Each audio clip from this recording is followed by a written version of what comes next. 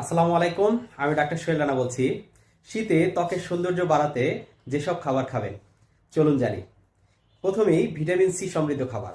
Vitamin C সমৃদ্ধ খাবারের মধ্যে রয়েছে লেবু, কমলা, মাল্টা, আমলকি ইত্যাদি ত্বককে মসৃণ রাখে এবং ত্বকের কোলাজেন উৎপাদন বাড়ায়। ফ্যাটি অ্যাসিড সমৃদ্ধ খাবার।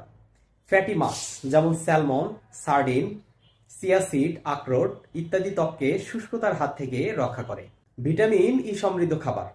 বাদাম, সূর্যমুখী বীজ, অ্যাভোক্যাডো ইত্যাদি ত্বকের আর্দ্রতা ধরে রাখতে সহায়তা করে।